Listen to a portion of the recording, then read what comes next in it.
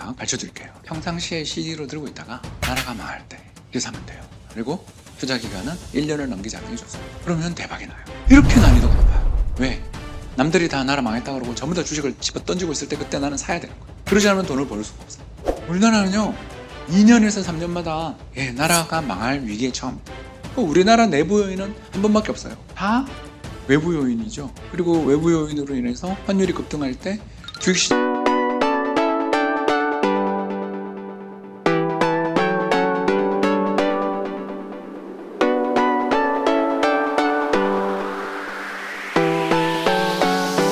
저는 올해로 이제 한 33년 정도 계속 이 일을 하고 있는데요. 운용을 하고 있는데 제가 느끼는 솔직한 심정을 여러분한테 말씀을 드리자면 예전에는 한때 제가 시장을 좀 알 것 같다는 그런 발칙한 생각을 한 적이 있었습니다. 근데 이제는 정말 모르겠습니다. 그래서 잃지 않는 투자의 정석에 대해서 오늘 설명을 좀 드려보도록 하겠습니다. 먼저 첫 번째가 이제 투자 난이도가 말도 못하게 올랐는데 저는 솔직히 이 차트가 이게 굉장히 저한테 중요한 차트인데 이게 최근에 안 맞아요. 이거 보시면 빨간 선으로 이제 표시가 되어 있는 게 저게 이제 뭐냐면 내재 변동성 지수라고 이제 저희들이 흔히들 부르는 건데 간단하게 말씀을 드리자면 우리 금융시장의 참가자들이 얼마나 공포감을 느끼는지를 보여주는 지표입니다. 근데 이제 저게 빨간 선이 올라오면 시장이 금방 붕괴돼 버리는 그런 특성을 지니고 있습니다. 쉽게 얘기해서 저 빨간 선이 올라오게 되면 외국인 투자자들이 한국에서 떠난다고 생각하시면 되겠습니다. 그래서 이제 저게 얼마 정도 올라가면 문제가 되냐면 보통 20에서 30 정도를 넘어서게 되면 시장에 큰일이 난다라고 이야기를 하는데 지금 그림에 나와 있는 것처럼 20에서 30 정도를 쉽게 넘어가고 있는 중이죠. 그래서 이 숫자들을 보시면 우리나라를 비롯한 글로벌 시장이 특히 2024년 이후에 두 번에 걸쳐서 아주 격렬한 변동성을 보인 걸 볼 수 있습니다. 저 빨간 선이 완전히 한 40까지 올라가고 이번에도 30까지 올라갔습니다. 저게 다 트럼프가 일으킨 짓이죠. 그래서 우리나라나 글로벌하게 금융시장에 투자의 난이도가 말도 못하게 높아져 있다는 것을 보여드리고 있는 그림입니다. 내가 합리적으로 행동하면 상대방도 합리적으로 행동하고 내가 그에 대해서 나쁜 짓을 하면 그도 나에게 대해서 나쁜 짓을 하는 이게 세상의 일입니다. 그런데 트럼프는 그런 게 없는 거죠. 그렇기 때문에 투자의 난이도라는 것이 저는 말도 못하게 올라간다고 생각하고 더 나가서 미래를 예측해서 돈을 벌겠다 같은 그런 말도 안 되는 생각은 좀 버렸으면 좋겠습니다. 그래서 이러한 전쟁이 단기에 끝날까라는 질문을 던질 수밖에 없는 게 앞으로도 제 의견은 굉장히 쉽지 않은 상황이고 문제가 해결되기에는 상당한 시간이 걸리지 않겠느냐 그런 생각을 하고 있습니다. 그러면 이 빨간 선은 소비자 물가 상승률, 파란 선은 유가입니다. 보시는 것처럼 2022년 우크라이나 전쟁 터지자마자 빨간 선 소비자 물가 상승률이 급등하는 걸 볼 수 있습니다. 소비자 물가 상승률이 이제 저렇게 급등하기 시작하면 시장 금리가 상승하고 시장 금리가 상승하기 시작하면 기업들의 투자가 중단되겠죠. 기업들의 투자가 중단될 때 반도체 가격이 오를 수 있는가? 그래서 저는 일단 모르겠다. 다만 이대로 간다면 물가가 오르면 금리가 상승할 가능성이 있다. 금리가 상승하면 어떻게 되느냐? 정책 금리 인하에 대한 기대가 지금 소멸됐죠. 그림 한번 보시겠습니까? 이게 뭐냐면요, 소플이라는 건데요. SOFR. 이게 뭐냐면 미국의 달러 MMF다 이렇게 생각하시면 됩니다. 그죠? 우리나라에 상장되어 있습니다. 미국의 단기 채권 시장에 투자를 해서 만들어주는 금리 상품이다 이렇게 생각하시면 됩니다. 자, 그런데 스프레드가 지금 얼마까지 올라가냐면 40bp, 0.4%가 지금 올라 있습니다. 저게 무슨 말이냐면 지금 미국의 정책 금리가 3.75잖아요. 그러면 예금 금리도 3.75가 돼야 되겠죠. 은행들끼리 빌려주는 금리가 3.75인데 거기다가 약간의 마진을 붙이거나 해서 은행들한테 고객들한테 예금을 주잖아요. 그러면 그거가 정책 금리이고 그게 소플 금리예요. 근데 1년 뒤에 거래가 되는 소플 금리가 몇 퍼센트냐면 지금보다 0.4가 높다. 다시 말해서 내년 이맘때 정부 정책 금리가 4.1에서 4.2까지 인상될 거라는데 베팅하고 있다는 이야기예요. 왜 우리나라 환율이 오르는지 인제 아시겠죠? 우리는 미국이 금리 인상할 때 아무래도 돈이 빨려 나가는 나라잖아요. 금리가 인하돼도 힘들었는데 케빈 오씨가 이번에 연준 의장이 되면 금리 인하한다? 그건 트럼프 생각이죠. 왜? 인플레가 나는데 금리가 인상될 수 있다는 이야기. 제가 아까 그랬잖아요. 트럼프가 대통령인 동안에 미래를 예측해 돈을 번다는 건 불가능하다. 뭐 미래에 뭐 반도체 가격이 어떻게 되고 미래가 어떻게 되느냐에 대해서 예측을 해봐야 답이 없다면 답이 남아있잖아요. 대응을 잘하는 수밖에 없는 거죠. 뭐 어떻게 대응을 해야 되냐? 오늘 가르쳐드리고 있잖아요. 바로 뭐다? 트럼프가 말하는 걸 믿지 말고 시장의 반응을 보고서 대응하는 수밖에 없는 거예요. 시장의 반응을 보고 대응하는 가장 쉬운 방법이 뭐냐? 보여드렸죠, 그죠? 빅스 지수. 이 빅스 지수가 이렇게 급등합니다. 40까지 올라요. 왼쪽 축입니다. 40, 30까지 올라요. 조심해야죠. 근데 얘가 올라갈 때도 무섭게 오르지만 내려갈 때 되게 급하게 내리죠. 이게 금방 올라갔다가 확 내려가는 징후가 보일 때 기술적 분석을 해야 되겠죠. 30을 밑으로 깨고 내려갔다. 또는 20을 밑으로 깨고 내려갔다 그럴 때 그때 사는 거예요. 또 반대로 제가 바닥에서 미친 것처럼 오르기 시작할 때는 조심해야 되는 거예요. 그래서 우리나라 시장에서 돈을 버는 방법 첫 번째가 나왔습니다. 잘 대응하는 거예요. 시장의 지표들을 잘 파악하시면서 대응하는 게 돈을 벌 수 있는 최선의 방법이 아닌가. 남들이 뭐라고 뭐 시장이 어떻고 뭐 코스피 지수가 1만을 가네 2만을 가네 그러면 고맙습니다. 그러고 그냥 기분 좋게 웃으십니다. 그러나 그게 아니라 미국의 기름값이 오르고 공포 지수들이 상승하기 시작할 때 그때 조심하면 된다. 그래서 트럼프의 말도 믿지 말고 저를 비롯한 증권업계의 전문가라고 떠들어대는 사람들도 잘 믿을 필요가 없습니다. 왜? 우리 트럼프를 예측해서 돈을 벌 수가 없으니까. 우리가 맨날 틀릴 수밖에 없는데 우리 틀릴 수밖에 없는 저의 말을 믿을 필요가 없잖아요. 저는 그렇게 생각합니다. 자, 그러면 두 번째로 넘어가겠습니다.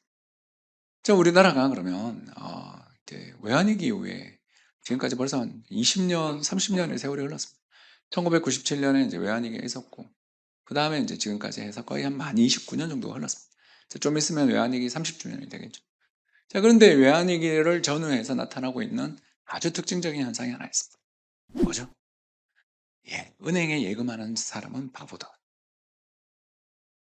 오늘 또 이제 두 번째 배우고 있죠. 자, 첫 번째 아까 이야기했습니다. 트럼프가 무슨 말을 하는지 무시하고 빅스, 그죠? 앤드 유가. 요게 같이 오르는 시기에는 조심해라. 배웠잖아요, 그죠? 두 번째, 은행에 예금하는 자 당신은 바보다. 트럼프 옆에 있다 너는 멍텅구리다. 왜? 금이 나와 있잖아요. 2020년 지금 현재 시점에서 보세요. 빨간 선이 실질금리. 실질금리가 뭐냐 하면 금리에서 물가를 뺀 거죠. 예를 들어서 내가 정책금리 2.5%를 가지고 있어서 은행 예금에 넣으면 2.5% 이자를 받는다. 근데 물가가 3% 오르면 어떡할 거냐? 사실 3%더 오르고 있죠. 왜? 월세가 우리나라가 사실은 이렇게 집계가 좀 언더 에스티메이트 되는 경향이 있죠. 그런 상황에서 우리나라의 물가는 어떻게 되냐? 계속 높은 레벨을 유지하는데 이자율보다 물가 상승률이 높으면 이게 마이너스를 가겠죠. 마이너스, 마이너스, 마이너스, 마이너스, 그리고 올해 또 마이너스. 다시 말해서 은행에 예금을 한다는 자체가 여러분의 재테크는 망하고 있다는 뜻입니다. 그럼 어떻게 해야 되냐? 대안을 내리는 거예요. 첫 번째, 제발 은행에 예금하지 말고 CD, ETF를 사세요. 왜 이게 중요한가? 여러분, 우리가 은행에 예금을 할 때 대부분 3년에서 5년짜리 적금에 투자를 합니다. 그런데 제가 모 은행에서 특히 딜링룸에서 본부장 대우로 일을 했습니다. 옆에 계시는 연구소 소장님한테 물어봤습니다. 3년에서 5년짜리 예금을 가입하신 분의 몇 퍼센트가 만기까지 유지하시나요? 30%가 안 됩니다. 은행 이자 좀 더 받아보겠다고 3년짜리, 5년짜리 적금을 가입하지만 만기까지 유지하시는 분들은 10명엔 3명에서 2명밖에 안 된다. 자, 그러면 어떻게 되죠? 예, 중도 해지 수수료를 물게 됩니다. 당신의 예금은 다 날아가죠. 안 그래도 은행 이자율이 마이너스라서, 실질 이자율이 마이너스라서 피를 토하는데, 은행이 예금을 했다가 해지하는 순간 나의 이자는 다 날아가죠. 그럼 이 문제를 해결하는 방법이 뭐죠? CD. 그죠? 그냥 검색해 보십시오. CD하고 ETF를 검색하시면 시가총액 10조짜리 ETF들을 주로 발견할 수 있어요. 이게 바로 뭐냐면 은행 예금을 상장시킨 것입니다. 그래서 은행 이자랑 거의 비슷하게 주면서 환매 수수료가 없습니다. 제발 여러분 은행 예금하지 마시고, 은행 예금을 하는 돈들은 자유저축 예금에 들어있는, 우리가 언제든지 뺄 수 있는 그 돈 일부를 제외하고는 은행에 예금을 하는 순간 여러분의 재테크는 완전히 망하는 겁니다. 우리나라에서 투자의 난이도가 이렇게 어려워진 첫 번째 이유가 나왔습니다. 은행에 이자해봐야, 이자 예치를 받아봐야 남는 게 하나도 없고, 더 나가서 주식에 투자하면 어떠냐고요? 예, 이런 거지 같은 시장을 살아야 된다. 뭘까요? 1982년부터 시작해서 지금까지 코스피 지수의 역사적인 상승률입니다. 제가 여러분한테 오늘 돈 버는 방법을 드디어 가르쳐 드릴 수 있게 됐습니다. 평상시에 CD로 투자를 하고 있다가 제가 오늘 말씀드리는 신호가 나올 때 사면 됩니다. 자, 어떤 신호가 나오는가 오늘 가르쳐 드리겠습니다. 사진 열심히 찍으시고요. 자, 우리나라 주식시장에 가장 자주 출현하는 수익률이 마이너스 10%입니다. 즉 여러분이 돈을 벌어보겠다고 투자를 해서 내년 이맘때가 되면 마이너스 수익을 기록할 확률이 45% 정도 됩니다. 사실입니다. 자, 그러면 연평균 수익률이 7에서 8%가 어떻게 나오냐고요? 이유가 있습니다. 10년에 한 번 오는 대박장을 놓치는 순간 당신은 루저. 자, 적으세요. 1999년. 1999년. 적었어요? 다음 1984년. 지금 안 적고 계시는 분들은 외우고 계시는 거죠? 녹음해도 돼요? 제 거는 녹음해도 돼요. 그래서 챗GPT나 제미나이한테 핵심을 요약해줘 그랬을 때 오타가 날 가능성을 인정하세요. 자, 여기 이제 알죠? 예, 2025년 그리고 2009년. 그렇죠? 여기 60% 이상 오른 게 두 번입니다. 자, 그리고 여기 이제 우리 다 알죠? 예, 2020년 코로나. 자, 우리나라 주식시장에 존재했던 저 5번의 대박장을 놓치면 우리의 수익률은 없습니다. 자, 그러면 저 5번의 대박장의 특징이 뭐죠? 예, 나라 망한 다음 해다.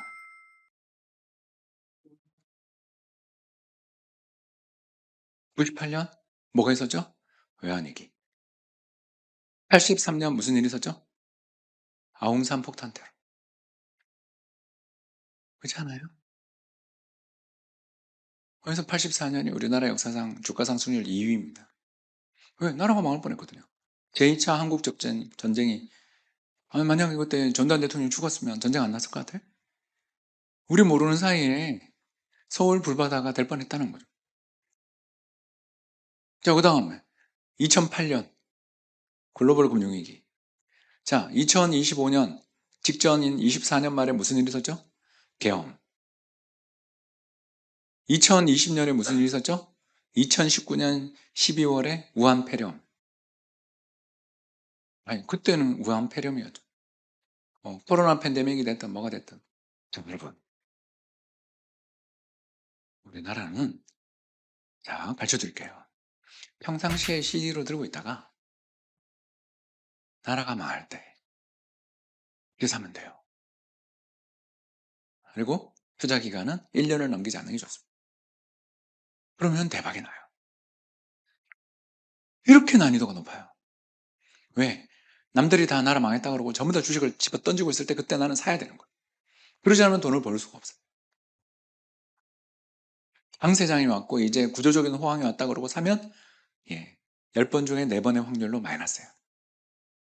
그리고 그때 뭘 사야 되나? 이제 여기에 이제 오늘 세 번째 주제로 넘어가도록 하겠습니다. 자, 첫 번째는 아까 이야기했어요, 여러분. 트럼프가 입에서 뭘 떠들어대든 신경 쓰지 말고 빅스랑 유가만 좀 봐라 그랬죠, 그죠? 그걸 보고 판단할 수밖에 없다.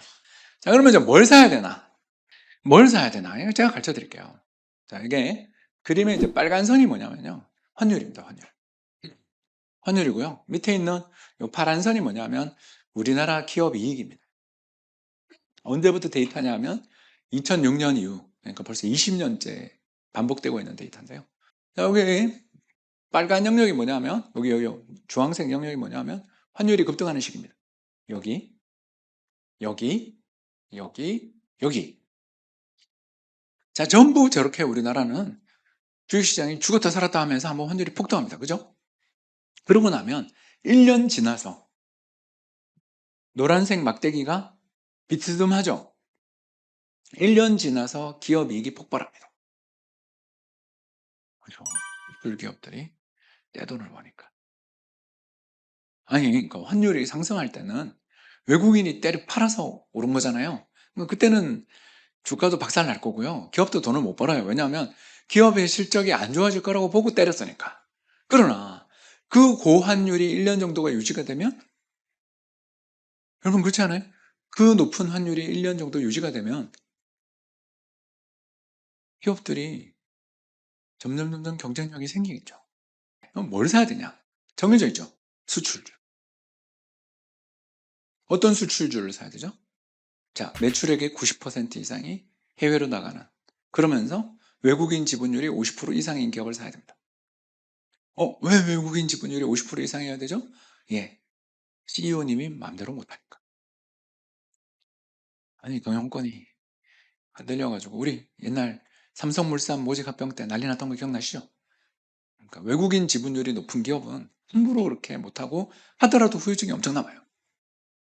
그렇기 때문에 우리는 그런 회사를 사야 돼요. 근데 이거보다 돈을 더 잘 버는 방법이 하나 더 있죠. 어떤 방법이 있냐? 예, 평상시에 달러를 들고 있는 게 낫지 않을까요?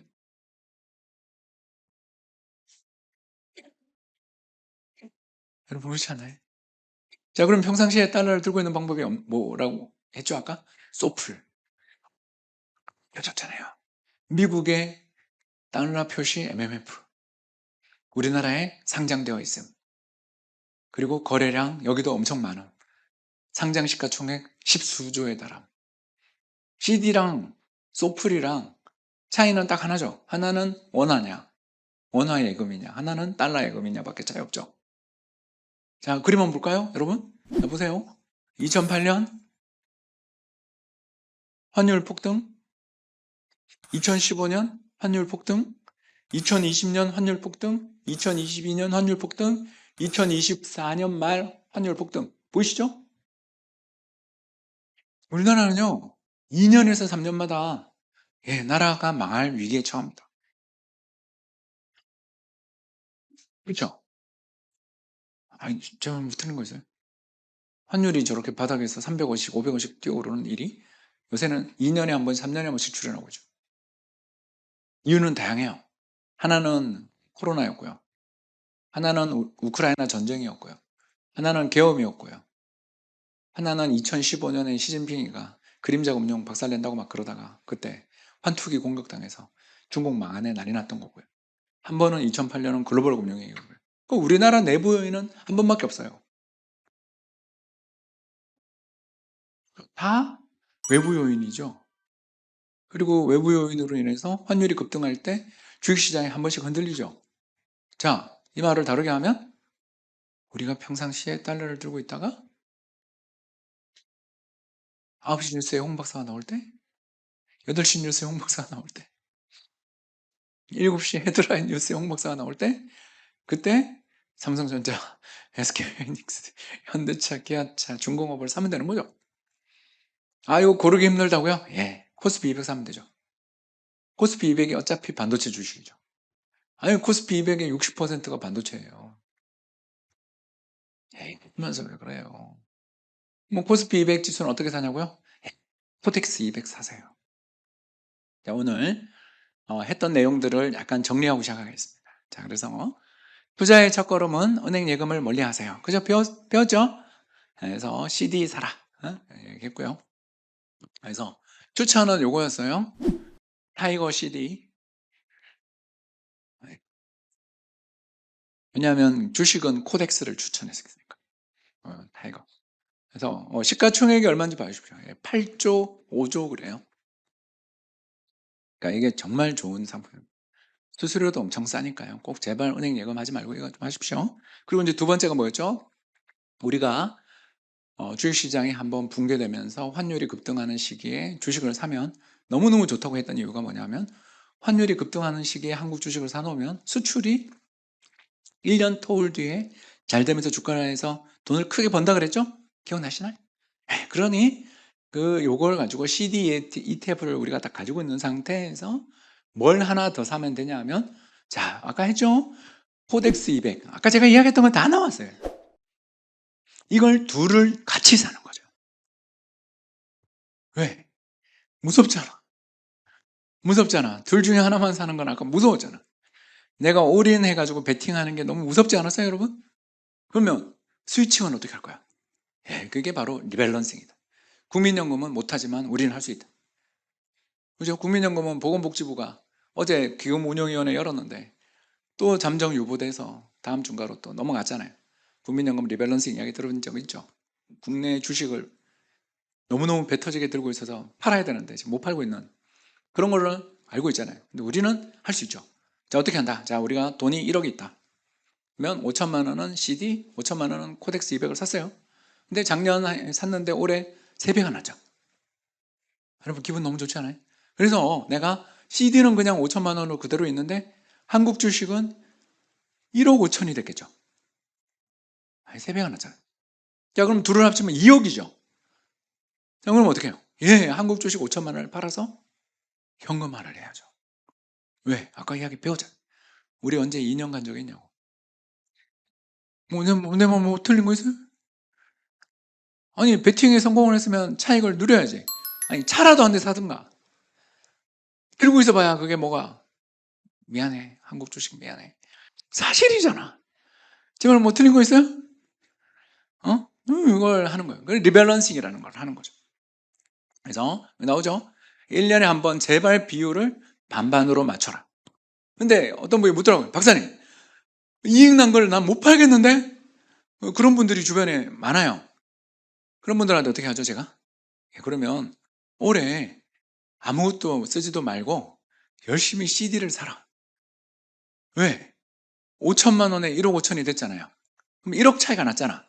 그럼 앞으로 2년 동안, 3년 동안 1억을 열심히 저축을 해서 다시 5대5를 맞춰. 이걸 뭐라고 한다고요? 저축으로 리밸런싱이라. 못 팔겠으면. 그런 사람 있어요. 수익 난 거를 못 파는 사람들이 있어요. 세상에서 제일 힘든 게 파는 거거든요. 안 그래요, 여러분? 내가 팔고 난 다음에 상한가 칠까봐 못 팔잖아. 그러다 물리잖아. 그리고 장기 보유자가 되고 나는 비자발적 장기 투자자다. 그러면서 이제 재밌게 사는 거잖아요. 여러분, 어때요? 홍 박사 이야기 진짜 뼈를 때리지 않나요? 홍 박사 이야기를 명심하셔야 돼요. 하는 게 그렇게 어렵다면 1년에 한 번 비율을 좀 맞추자. 그리고 누구도 못 팔겠으면 그러면 당신의 포트폴리오가 깨진 만큼 저축을 해라.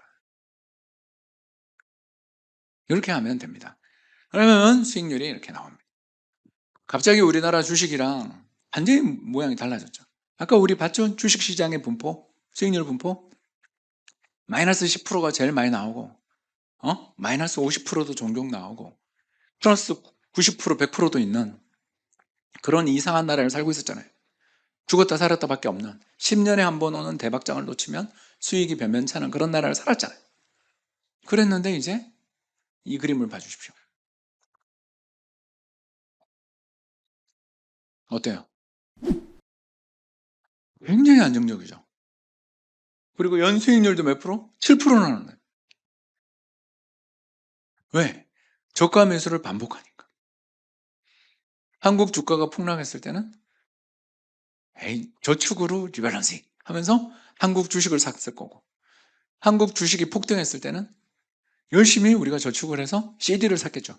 또 폭락해라 그러면서 계속 비율을 맞춰주니까 저가 매수를 끝없이 반복하니까 차트가 이렇게 나오는 거예요.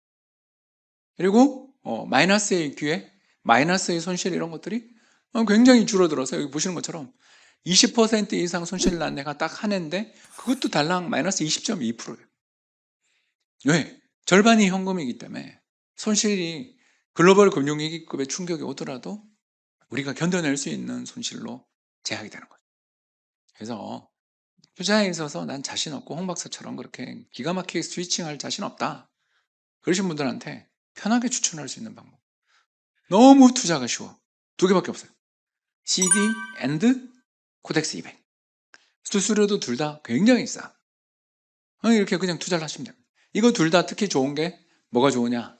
예, ISA 계좌나 연금저축 계좌에서 마음대로 살 수 있죠. 그래서 이게 또 적립 투자하기도 좋아요. 최고의 전략은 아니지만 제일 만만한 전략이다. 최고는 아니에요. 뒤에 나오는 게 더 좋은 전략이 나옵니다. 그러나 제일 만만하다. 자, 다음 두 번째 전략으로 가겠습니다. 자, 우리나라의 이 전략을 이야기하고 나면 항상 드는 질문이 나옵니다. 박사님. 네, 집은 어떻게 할까요? 모르지. 그죠? 내가 어떻게 알아요? 이렇게까지 오른 다음에 왜 나한테 물어? 그렇지 않습니까? 2년 전, 3년 전에 물었으면 내가 무조건 사라 그랬을 텐데. 아까 제가 우리나라에서 제일 좋은 직장 다니고 있는 아가씨랑 저희 회사에 제 오른팔이랑 결혼한다고 찾아왔는데 집 사겠다 그럴 때, 야 잠깐만, 야 정말 고민이 많이 되는데 나는 월세로 시작하는 것도 좋다고 생각해 라고 전 선택지를 줬다 그랬죠. 왜? 우리나라 주택시장이 그만큼 투자 난이도가 너무너무 높아요. 자, 그런 문제를 해결할 수 있는 방법이 있습니다. 바로 뭐다? 미국 리츠 ETF. 이름 봐주십시오. 파란 선은 서울 아파트, 그리고 빨간 선은 미국의 리츠 ETF. 어때요? 네, 점점 추세가 같아지고 있고요. 그리고 순환도 거의 비슷합니다. 미국의 부동산 좋으면 우리도 부동산 오르고, 미국 부동산 시장 박살나면 우리도 박살나고. 왜? 글로벌하게 금리가 같이 움직이니까. 미국이 아까 보여드렸죠? 내년까지 금리 인상한다고 지금 막 돌아서고 있는 거 봤죠? 그러면 우리나라 한국은행도 금리 인상합니다. 그럼 금리 인상한 다음에 부동산은 어떻게 되죠? 그렇게 좋지는 않죠. 대출이 어려워지잖아요. 이자율이 올라가니까 집을 보유한 데 따르는 리스크가 커집니다. 특히 마지막에 한 푼까지 빡빡 긁어서 대출받아서 집 사는 데 따르는 리스크가 너무너무 커지죠. 그렇기 때문에 주택시장은 금리에 영향을 받습니다. 그 금리에 영향을 받는다는 점을 감안해서 미국의 리츠에 우리가 투자를 하면 어떠냐라는 거죠. 그래서 우리나라 부동산에 투자를 하느니 소액으로 미국 리츠를 사는 게 더 나은 전략이 될 수 있다는 거. 간단합니다. 아까 했던 전략은 똑같아요. 타이거 CD에 코덱스 200까지는 똑같죠? 자, 근데 여기에 뭐가 하나 더 붙었죠? 뱅가드 ETF가 붙었습니다. 뱅가드가 뭐냐? 미국의 ETF 회사 이름입니다. 세계에서 두 번째로 큰 펀드죠. 세계에서 제일 큰 건 이제 블랙락이라는 펀드고요. 세계에서 두 번째로 큰 펀드가 바로 뱅가드가 되겠습니다. 이 뱅가드에서 가지고 있는 ETF 중에서 여러 가지 ETF가 있는데 그 중에 하나가 바로 리치 ETF가 되겠습니다. 그래서 이름은 VNQ. VNQ입니다. V, 뱅가드라는 뜻이고. NQ, 그냥 이제 자기들 가지고 있는 펀드 이름에 붙인 거예요. 그래서 VNQ, 세자 이상 잘 안 넘어갑니다. 미국의 ETF 이름들은. 그래서 요걸 가지고 투자를 하는 거죠. 그러면 이렇게 됩니다. 일단 마이너스 리스크가 엄청 줄어든 거 보이십니까? 아까 우리 반반 투자했을 때 비해서 손실 위험이 엄청 줄어들고요. 두 번째, 아까 반반 투자했을 때 수익률이 아까 막 7%, 8% 그랬는데 얘는 9%가 나와요. 왜? 기업이랑 주식이랑 현금은 서로 다르게 움직이는 특성이 있으니까. 우리 아까 1년에 한 번 비율 맞춘다 그랬잖아요. 그래서 셋 중에 하나는 한 해 터질 거 아니에요. 터진 애를 저가 매수. 또 많이 오른 애는 고가 매도. 이걸 반복하는 거죠. 이게 반복함으로써 이런 어마어마한 성과를 갖다 기록하게 되는 겁니다. 특히 이제 최악의 성과를 기록했던 애는 2008년에 마이너스 16.5%였는데 이때가 미국 S&P 500 지수가 마이너스 50% 폭락했던 시기라는 걸 감안해 보면 굉장히 잘 버티는 시기. 그래서 투자하는 기간 중에 딱 4번만 마이너스가 나고, 그러니까 26년간 2000년부터 지금까지 투자를 하는 기간 중에 딱 4번만 마이너스가 나고 기대 수익률은 9%. 그럼 9%면 어떤 돈이냐? 8년에 더블이 나는 거죠. 8년마다 더블이 나는. 난 그건 참을 수 없는데 그러면 돈을 더 넣으면 되죠. 그죠? 돈을 더 넣으면 됩니다. 그래서 현금으로 리밸런싱을 더 하시면 되겠다. 네. 다음, 이제 여러분들이 나는 그 정도 수익에 만족할 수 없고 더 공격적으로 좀 살고 싶다 라고 하시는 분들한테 또 좋은 전략이 있습니다. 바로 뭐냐 하면 미국 주식도 추가하는 거죠. 왜? 어차피 글로벌 주식시장에서 한국 시장 비중 그까지 해봐야 2%밖에 안 되는데 전 세계에서 미국 주식시장 비중은 한 60% 되니까 미국을 빼고 글로벌 투자를 한다는 게 말이 되냐? 그래서 이렇게 하는 거죠. 그림에 나와 있는 것처럼 빨간 선은 코스피, 그리고 파란 선은 S&P. 근데 누가 언제 이길지를 아무도 몰라요. 2000년대에는 코스피가 최고였고요. 그죠? 2000년대. 그러다가 2013년부터 우리는 박스피, 미국은 날아갔고요. 그러다가 최근에 다시 우리가 역전.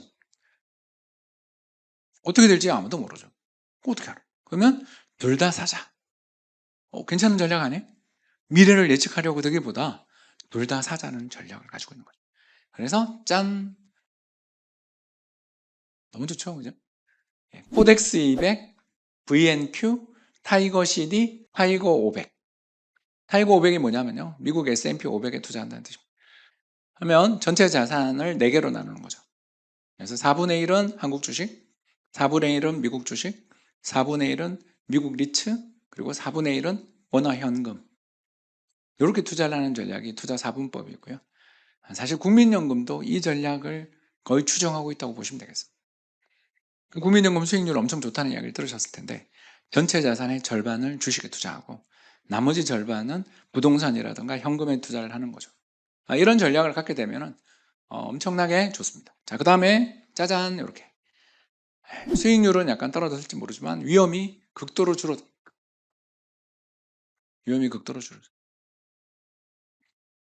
점점 더 달러 자산의 비중이 커지고 있는 중입니다. 자, 이제 그 다음에 AI 버블의 위험, 이제 오늘 이야기의 핵심이 되겠는데요. 자, 여러분, 이제 이게 오늘 전략의 마지막 전략입니다. 이 전략에 대해서 이제 설명을 드리는 이유를 간단하게 좀 말씀드리자면, 우리 아까 쭉 이야기를 하면서 미국 금리 올라가는 과정에서 만에 하나 미국의 AI 센터 투자가 줄어들면 어떻게 될까? 우리 그 이야기 했던 거 기억나시죠?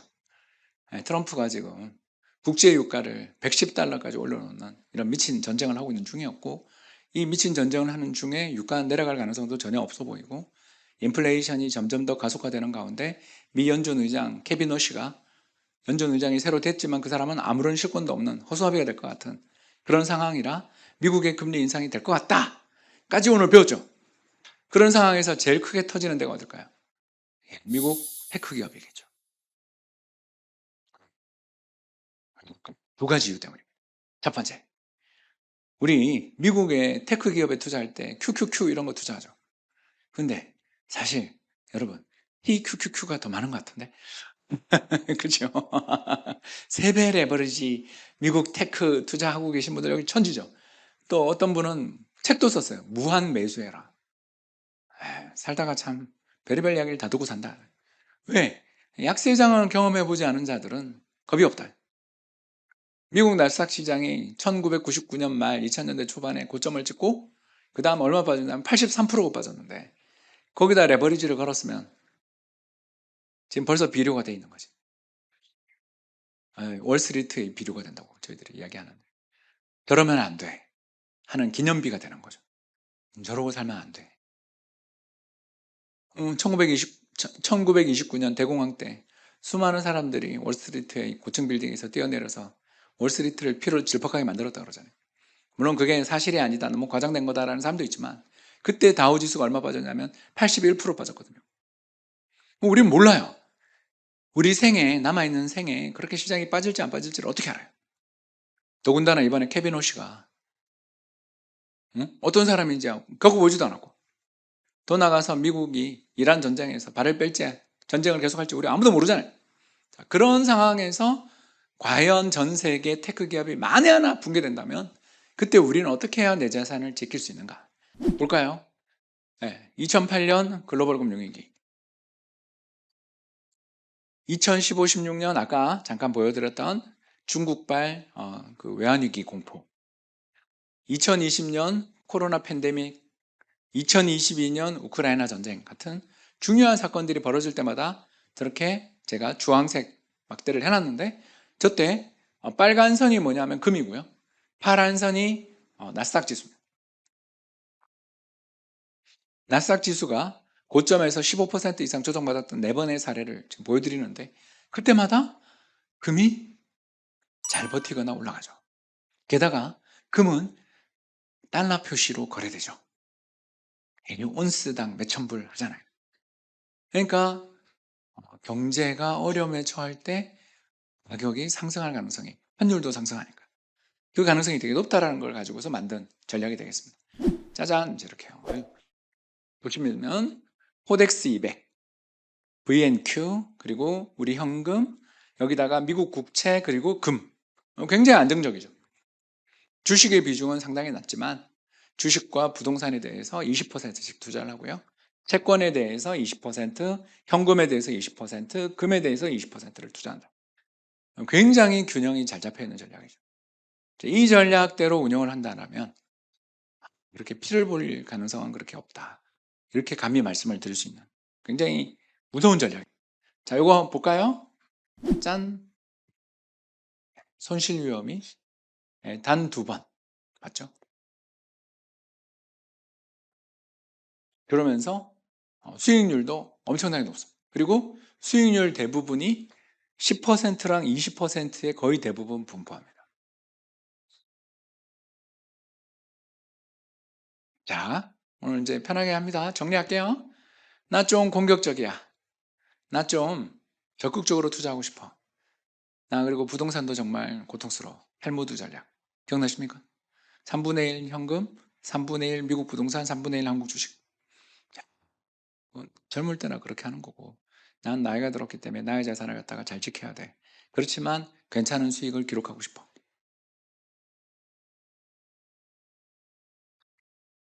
여러분, 투자라는 게 정답은 없습니다.